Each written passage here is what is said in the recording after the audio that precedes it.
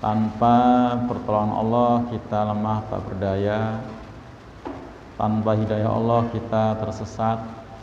Tanpa kemudahan Allah kita akan dapat kesulitan demi kesulitan. Karenanya berdoa kepada Allah agar diberi kemudahan dari setiap apa yang kita laksanakan, kita niatkan adalah suatu hal yang terus ya kita panjatkan dalam doa-doa kita. Allahumma sir la tu'asir. Ya Allah, mudahkan, jangan engkau persulit.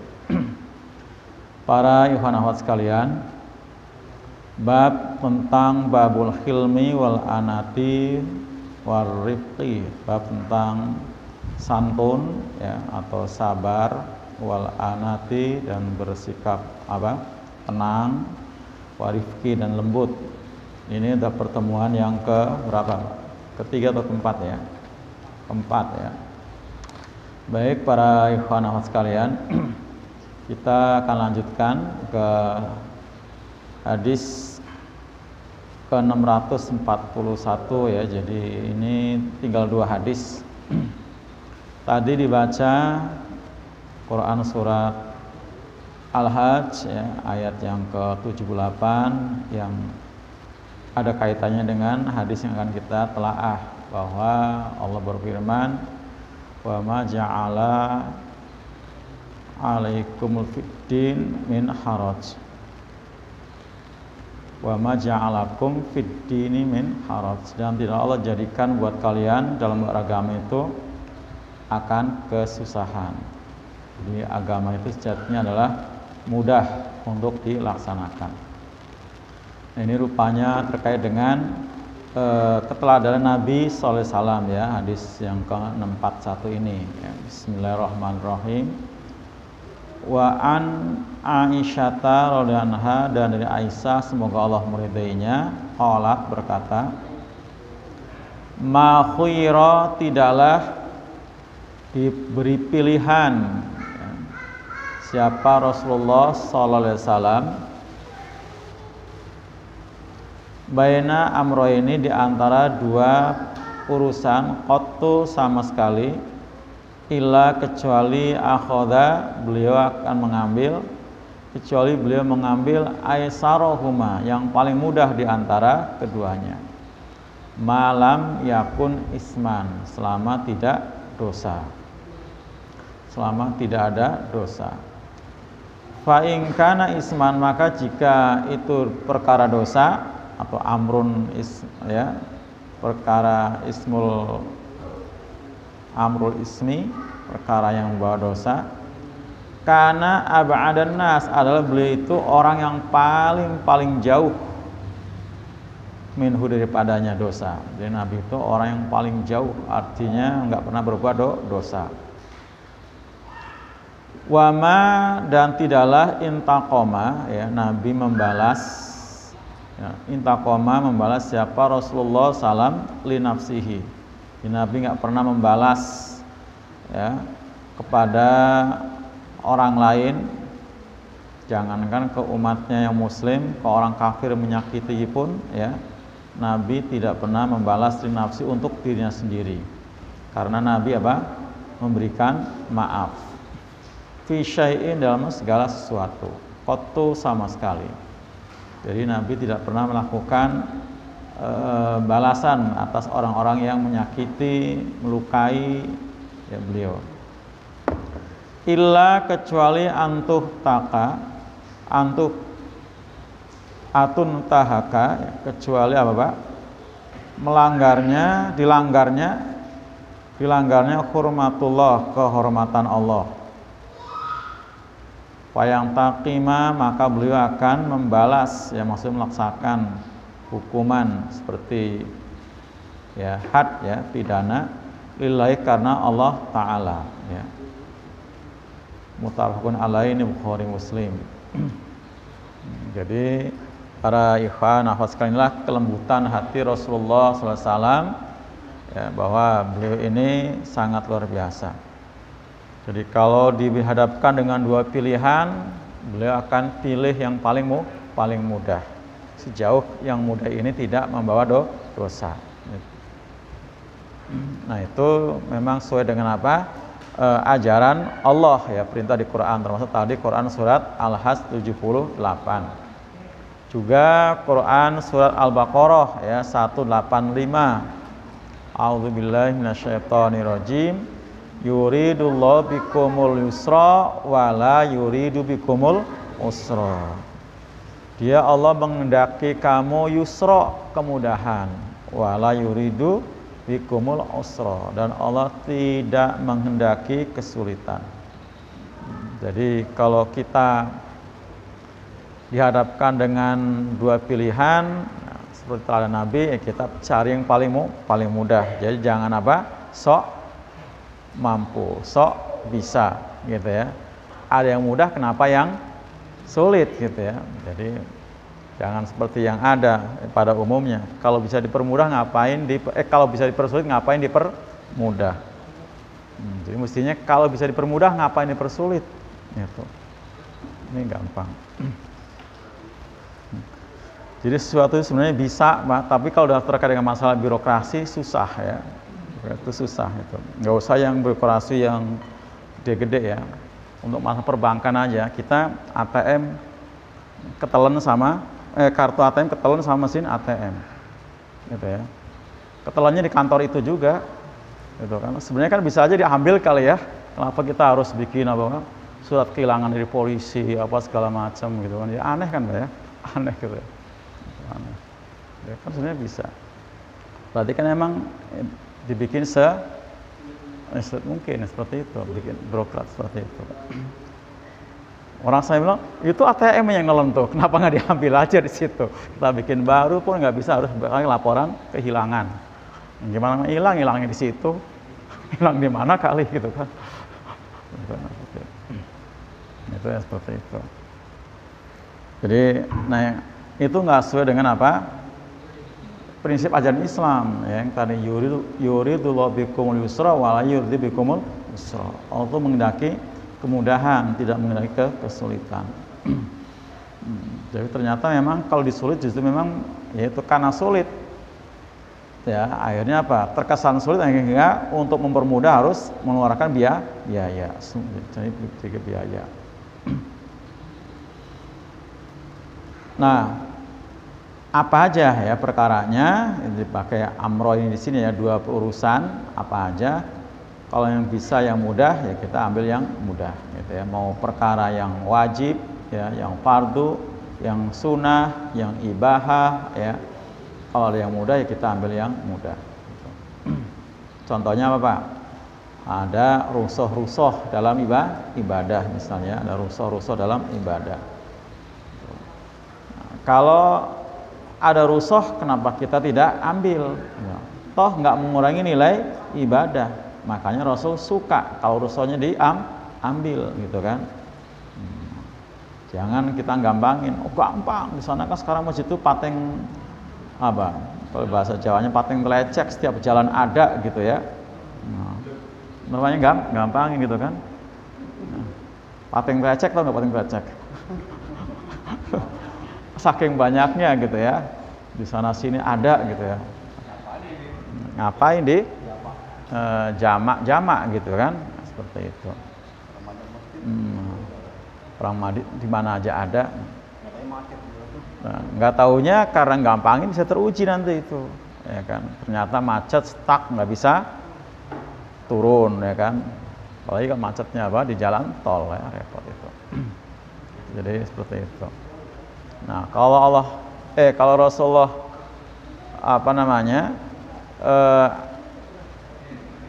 punya rusuh kemudian diambil, maka kita Rasul suka.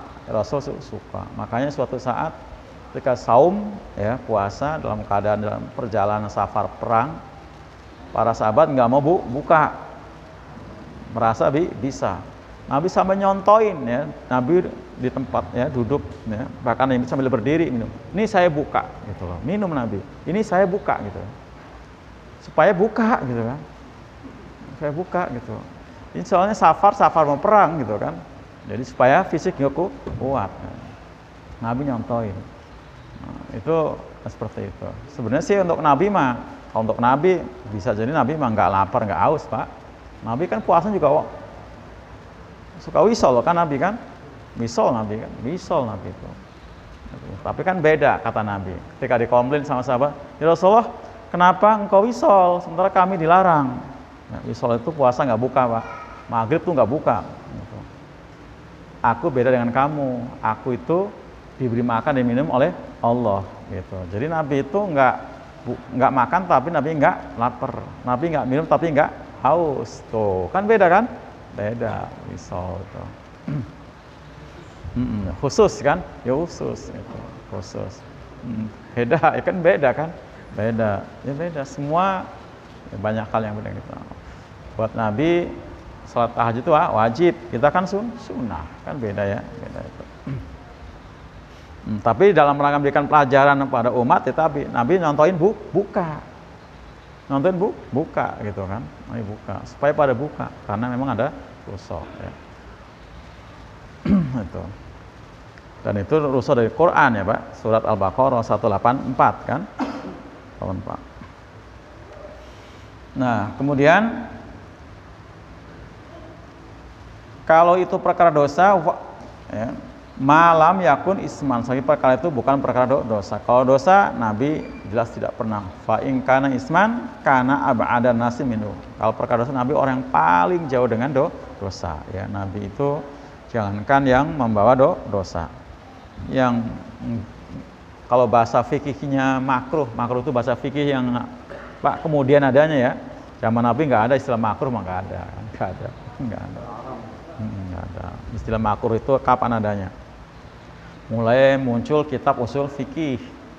Usul fikih itu yang muncul mulai pada zaman Imam Syafi'i, yang mulai baru muncul. Jadi pertama itu Imam Syafi'i. Sebelum itu nggak ada usul fikih, nggak ada. Ada istilah makruh, mubah, mandub, itu nggak ada. Nah, artinya perkara yang samar saja Nabi sudah tinggalkan, ya kan? Kata Nabi, innal halala bayinun, wal harama bayinun, wa bainahuma mustabihatun. Sungguhnya halal itu jelas, yang haram juga jelas. Di antara keduanya ada subhat. Nah, perkara subhat kan Nabi adalah mendekati pada haram, maka diibaratkan yar'ah halal hima, seperti orang yang menggembalakan gembalaan di sekitar daerah yang terlarang. Nah, sebaiknya ditinggalkan. Ya. Takut subhat, tinggalkan perkara subhat. Gitu. Jadi apalagi sampai perkara haram, ya, subhat itu suruh tinggalin. Nah, itu termasuk bagian pada warok, ya, hati-hati itu meninggalkan perkara subhat. Nah, wama intaqoma boleh bacanya gitu, atau wama intaqoma ya. Kalau Quran harus wama intaqoma, tapi kalau hadis boleh wama intaqoma. Ya. Dan tidaklah Nabi menghukumi atau membalas, ya. Jadi Rasulullah membalas ketika melakukan suatu hukuman itu bukan li nafsih, untuk dirinya sendiri. Kalau untuk dirinya sendiri, Nabi siapapun yang menyakiti, jangankan umatnya yang muslim ya, yang kafir pun Nabi disuruh balas pun tidak mau, ya kan? Kasus dakwah Nabi ke Taif kan, ya, kalau mau Nabi, masya Allah, tinggal cuman ya itu doang kan. Datang Jibril, ya Muhammad, itu malaikat penjaga gunung, siap untuk bedol gunungnya, untuk timpakan ke penduduk Taif. Nah, tinggal nunggu perintah Nabi doang tuh, ya, malaikat penjaga gunung. Tapi kata Nabi, jangan, hum qaumun la ya'lamun, mereka kaum yang tidak mengerti. Nabi berharap kalaupun mereka hari ini menolak, siapa tahu lahir dari tulang-tulang sulbi mereka keturunan yang baik, ya, yang bisa nanti beriman. Jadi apalagi kalau itu yang melakukan orang muslim. Nabi nggak pernah apapun, ya, karena memang Nabi itu Pak hatinya sudah benar-benar putih, ya, udah putih. Pokoknya nggak ada dendam, nggak ada gil, ya, gil itu dengki ya Pak, nggak ada, itu nggak ada, cap, nggak ada. Itu. Nah, suatu saat ya Nabi pernah carikan para sahabat, ya, saking sayangnya sama umat gitu ya. Dan dalam rangka memberikan apa? Pelajaran ya, bahwa satu kesalahan itu ada balasannya. Intakoma tadi Pak, balasan. Intakoma itu membalas isinya. Kalau dalam hukum syariat disebut apa? Hukum had. Ya, hukum had. Gitu. Hukum had itu bisa bentuknya kisos, potong tangan, cilit, ya, rajam ya Pak. Gitu. Ada seorang ketika mau terjadi peperangan, caci maki Nabi dicaci dimaki.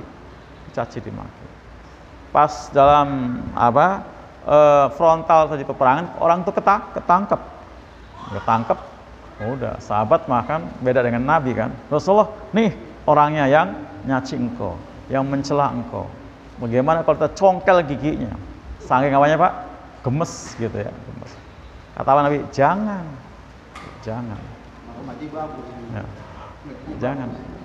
Kalau ternyata kalimat Nabi ungkapan kalimat Nabi jangan itu kedengar sama mereka, memang dia gitu kan, kedengar, membuat hatinya jadi apa? Ta'aluf ya, jadi luluh. Akhirnya jadi mu'alaf, masuk Islam. Jadi mu'alaf, jadi masuk Islam. Coba kalau keburu congkel tadi kan, jadi Muslim saudaranya yang giginya ompong, yang baca Quran nggak bakal fasih. Nah, ya kan, giginya bolong depan, nggak bisa ngomong shot gitu. Awas pasti ya. Itu artinya Nabi itu benar-benar halim tadi ya, anah, rifki, sabar, santun, tenang, ya, lagi apa? Kemudian lembut, ya, lembut. Dan banyak sekali tawanan-tawanan yang masuk Islam lantaran kelembutan hati Nabi. Nabi itu. Jadi Nabi memaafkan. Ada yang dimaafkan, kemudian sama Nabi malah dinikahin, ada ya. Masuk Islam siapa Pak? Juwairiyah ya. Juwairiyah itu kan tawanan itu sebenarnya. Dimaafkan, dia mau nebus sama Nabi ditebusin. Nabi yang nebus malah Pak. Nabi yang nebus lah. Nabi nebus, akhirnya dinikahin seperti itu. Jadi kalaupun kemudian apa? Kalaupun Nabi melaksanakan tadi balasan, ya, itu karena mereka melanggar apa? Kehormatan Allah. Hukum Allah dilanggar. Tadi seperti kisos, rajam, cilit, potong tangan, ya, itu memang hukum Allah dilanggar. Kalau hukum Allah dilanggar, nggak boleh ada toleran, nggak boleh ditolerir. Ya. Suatu saat datang para nabi Usamah bin Zaid, Pak, Usamah bin Zaid. Kenapa dia datang Pak? Karena dia diutus sama orang-orang terhormat dari kafir Quraisy, bukan kafir Quraisy, orang-orang Quraisy. Karena ada wanita Quraisy yang mencuri. Wanita Quraisy mencuri. Orang terhormat nih Pak. Quraisy itu suku terhormat. Bagaimana kalau sampai suku paling terhormat di Mekah ada yang mencuri, akan jatuh apanya tuh? Ya martabatnya ya. Kalau sampai ada orang Quraisy ternyata terbukti mencuri kemudian dihukumin potong tangan. Nah, terus apa kata para sahabat itu? Ini nggak ada yang bisa mengambil, ya, yang bernegosiasi dengan Nabi kecuali Usamah bin Zaid. Kenapa Pak Usamah Pak? Karena Usamah itu adalah cucu kesayangan Nabi, cucu angkat Pak, cucu angkat. Jadi Nabi punya anak dan cucu angkat kesayangan. Pertama Zaid bin Harisah, anak kesayangan. Zaid punya anak Usamah. Dua-duanya ada anak dan cucu Nabi angkat sang Nabi. Jadi orang Quraisy mengambil memanfaatkan Usamah sebagai kekasih Nabi. Jadi mereka pikir nggak ada yang bisa nego ke Nabi untuk dapat dispensasi hukum, ya, bagi wanita Quraisy yang mencuri ini agar nggak dipotong tangannya kecuali Usamah bin Zaid. Nah, begitu Usamah menghadap Nabi. Ini Usama juga luar biasa ya Pak, masih belia begitu berani ya, berani. Nah, setelah diutarakan maksud menghadapnya, apa kata Nabi? Wahai Usama, ya, apa jadinya ya kalau kemudian hukum itu dilaksanakan hanya untuk orang-orang yang kaum rendahan, sebaliknya tidak dilaksanakan untuk orang yang terhormat. Bani Israil hancur karena seperti itu. Ketika orang-orang rendahan yang melakukan pelanggaran dihukum, tapi kalau orang terhormat tidak dilaksanakan. Kayak hari ini ya Pak, hancur kan? Karena tajam ke bawah, tumpul ke atas. Itu sabda Nabi udah ngomong kayak gitu di depan Usama bin Zaid. Gara-gara meminta dispensasi buat perempuan Quraisy yang mencuri. Terus akhirnya Nabi bersabda, seandainya Fatimah binti Muhammad mencuri akan saya potong tangannya. Itu asbabul wurudnya. Hadis tentang apa? Nabi akan motong tangan Fatimah kalau Fatimah mencuri. Gitu. Nah akhirnya perempuan tadi Pak dipotong tangannya. Dipotong tangannya. Walaupun dari kalangan orang Quraisy, suku yang terhormat zaman itu, paling terhormat. Dipotong tangannya. Dipotong tangannya benar. Jadi mereka para pembesar sudah nggak mungkin berani ngomong ke Nabi, nah, menggunakan apa tadi, Usamah bin Zaid sebagai apa namanya itu, mediatornya.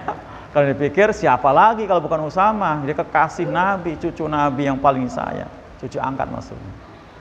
Kan sayang banget Nabi kan sama Usamah, sama Zaid juga. Tapi ternyata hukum itu tidak kenal nepotisme.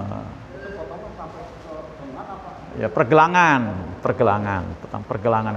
Enggak, di pergelangan, potongnya pergelangan. Dipotong pergelangan itu. Dipotong betulan tangannya, dipotong betulan. Terjadi. Terjadi. Jadi itu memang ada hadis ya dari Ibnu Abbas, Nabi pernah memotong tangan pencuri karena mencuri sekitar 3 dirham, bukan dinar ya Pak, 3 dirham. Ada yang menyebutkan 5 dirham. Itu 5 dirham. Jadi memang ada ukurannya. Jadi ada ukurannya. Jadi Nabi, kenapa Nabi motong tangan? Bukan karena dendam, karena menegakkan hukum Allah yang dilanggar itu. Karena mereka melanggar apa? Hormatillah tadi, kehormatan Allah itu. Dan juga Nabi pernah menghukum perempuan Juhainah dengan dirajam sampai mati. Dirajam sampai mati, ya kan? Perempuan Juhainah kan karena zinah. Dia mengaku juga terbukti hamil, ya kan?